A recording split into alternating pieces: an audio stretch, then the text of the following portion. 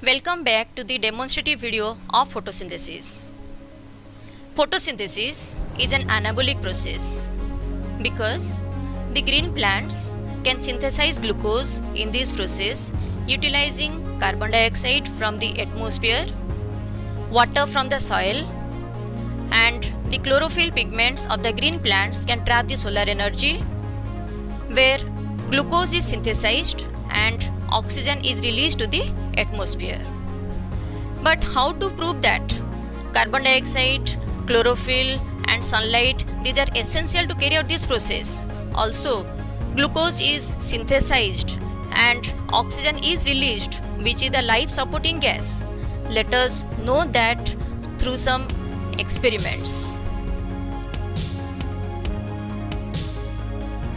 What is a control?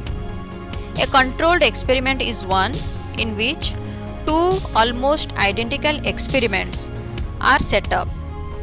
In one setup, one or more factor is eliminated so that any difference in the result can then be attributed to that factor. The setup, which is used for comparing the result, is called the control.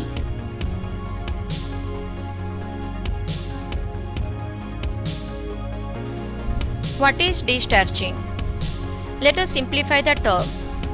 Destarching is the opposite term of starching. Starching means addition of starch. Destarching means removal of starch. The process of removal of starch from the leaves of the plant is known as destarching. While performing experiments on photosynthesis, the plant under study must be destarched before starting the experiment. Means the pre-existing starch from the plant must be removed. How to carry out the process?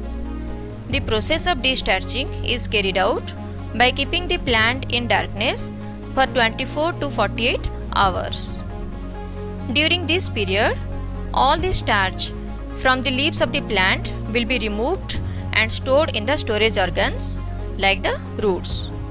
Destarching ensures that any starch present after the experiment has been formed under experimental conditions.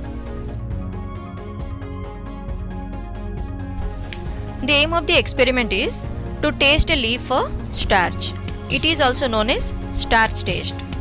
Since starch turns blue-black in the presence of iodine, it is also known as iodine test. How to carry out the process? At first, the leaf is detached from the healthy plant and dipped in boiling water for 30 seconds. As a result, the enzymes in the leaf are destroyed and further chemical changes within the cell cannot take place after the experiment has been completed and interfere with the results of the experiment. Also, the cell becomes more permeable to iodine solution. Then, the leaf is boiled in methylated spirit over a water bath. Methylated spirit is used as a solvent to dissolve out the chlorophyll from the leaf. Removal of chlorophyll turns the leaf colorless.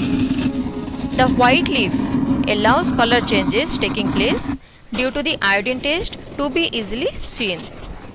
The water bath is used since alcohol is highly inflammable and direct heating can be dangerous. The water helps distribute the heat and prevents overheating. After decolorization, the leaf is once again dipped in boiling water. This is done to soften the leaf, which becomes brittle due to boiling in alcohol. Finally, the leaf is then placed on a petri dish and dilute iodine solution is poured over it. The presence of starch will be indicated by a blue-black color. A leaf without starch will show brown coloration.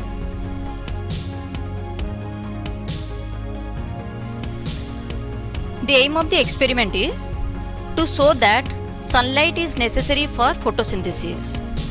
To carry out this experiment, Take a healthy potted plant and keep this plant in the dark to discharge so that its leaves become free from starch. Now cover the portion of a leaf on both the surfaces with a black paper by means of paper clips. Keep the setup in the sunlight for 6 to 8 hours. Remove the covered black paper from the leaf and test the leaf for the presence of starch. Only the parts of the leaf which could get light turns blue-black, showing the presence of starch, whereas the part of the leaf covered with black paper turns brown, indicating the absence of starch.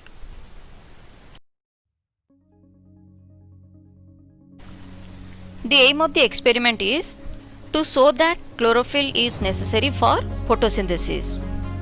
To carry out this experiment, take a plant with variegated leaves. Variegated leaf means the leaf which contains green and non-green areas. That indicates chlorophyll is present only in patches. Other examples of the plant with variegated leaves are croton, coleus and geranium. Now discharge the leaves by keeping the plant in a dark room for a few days. Now place the plant in the sunlight for more than 6 hours. Pluck one leaf from the potted plant, make its outline on paper and mark the green and non-green areas. Then taste the leaf for the presence of starch.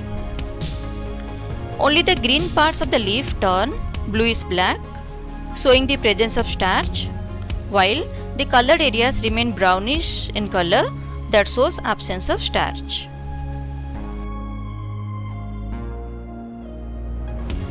The aim of the experiment is to show that carbon dioxide is necessary for photosynthesis.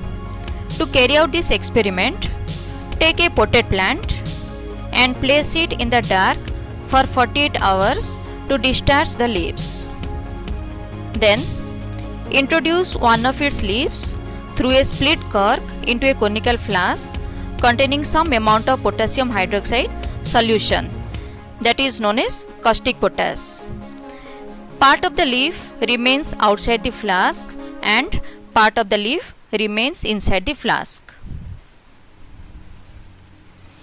Now take this airtight setup and place it in sunlight. After a few hours, remove the leaf from the bottle and proceed for the test for starch with iodine solution. The part of the leaf which was exposed to the atmospheric air becomes blue-black, showing the presence of starch, whereas the part of the leaf inside the flask containing potassium hydroxide does not become blue-black but will turn brown, showing that carbon dioxide is necessary for photosynthesis. The part of the leaf outside the flask is served as the control experiment.